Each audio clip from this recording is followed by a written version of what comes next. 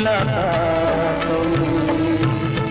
Hello friends, welcome to our channel evergreen Hindi cinema. दोस्तों, बॉलीवुड की एक मायावी दुनिया में उगते सूरज को हर कोई सलाम करता है, ये तो हम सब जानते ही हैं। पर्दे पर दर्शकों का मनोरंजन करने वाले कलाकारों की निजी जिंदगी पर्दे के पीछे कैसी होती है, ये शायद ही दर्शकों को मालूम पड़ती होगी। ऐसे ही अभिनेता राज किरण ने 70 के दशक में हिंदी सिनेमा में एक अलग पहचान बनाई। तस्वीरें देखकर आपने इस अभिनेता को पहचान ही लिया होगा। जी हाँ दोस्तों, ये है अभिनेता राज किरण, जिन्होंने अर्थ, प्यार का मंदिर, प्यार का देवता जैसी कई यादगार फिल्में बॉलीवुड को दी हैं। ये वही अभिनेता हैं जिन्होंने सुभाष की फिल्म कर्ज में ऋषि कपूर के पिछले जन्म का किरदार निभाया था। मगर आज राज किरण इस कदर गुमनामी के अंधेरों में खो गए हैं, इसका अंदाजा इस बात से लगाया जा सकता है कि इस अभिनेता की खबर ही नहीं है कि ये कहाँ हैं। एक समय तो ऐसा था, लोग इन्हें मरा हुआ समझ बैठे थे। 5 फरवरी 1949 में मुंबई में एक सिंधी परिवार में जन्मे राज किरण को बॉलीवुड में एक अभिनेता के रूप में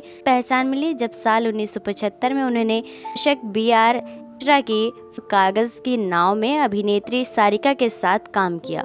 के बाद 80 के दशक में राज किरण करीब 100 से अधिक फिल्मों में दिखाई दिए। अपने करियर में उन्होंने प्रमुख और सहायक भूमिकाओं को स्वीकार किया और अपना नाम बॉलीवुड में स्थापित करवा लिया। 1980 में निर्माता निर्देशक सुभाष हैं कि सुपरहिट फिल्म कर्ज में इन्होंने ऋषि कपूर के पिछले जन्म का किरदार जो निभाया था, जिसे देखने के बाद दर्शक काफी प्रभावित हुए थे। इसके बाद साल 1982 में स्मिता पाटिल और शबाना आजमी के साथ फिल्म अर्थ में इनके काम को सराहना मिली थी। साल 1988 में फिल्म एक नया रिश्ता में अभिनेत्री रेखा के साथ भी इन्होंने काम किया।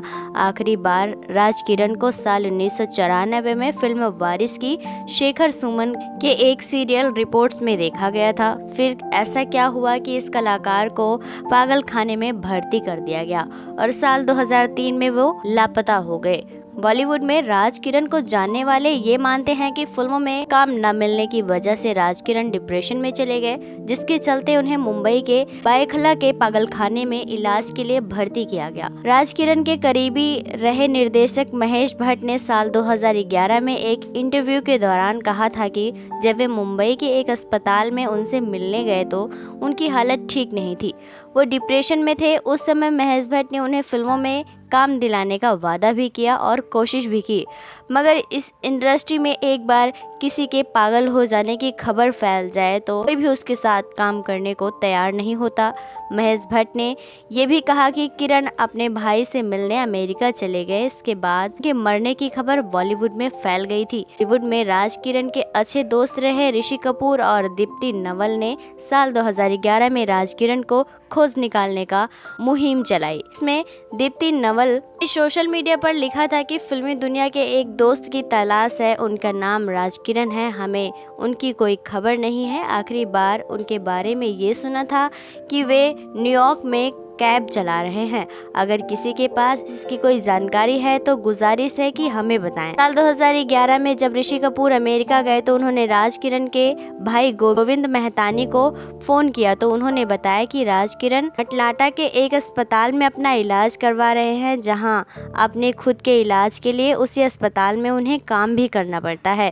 साल 2011 में राज किरण की बेटी ऋषिका ने एक सार्वजनिक बयान जारी कर इस बात से इनकार किया कि राज किरण अटलांटा के अस्पताल में वह और उनके परिवार पिछले 8 सालों से न्यूयॉर्क पुलिस और निजी जासूसों की सहायता से राज किरण को तलाश कर रहे हैं। पिछले 17 सालों से यह अभिनेता गुमशुदा हैं और किसी को इसकी कोई खबर नहीं है। कहा जाता है कि फिल्म छोड़ने के बाद राज किरण के पास पैसे की कमी नहीं थी, लेकिन डिप्रेशन का इलाज कराते कराते सारा पैसा खत्म हो गया। ऐसी हालत में परिवार वालों ने भी उनका साथ छोड़ दिया। तो इस बेहतरीन अभिनेता के इस गुमनामी के बारे में आपका क्या कहना है?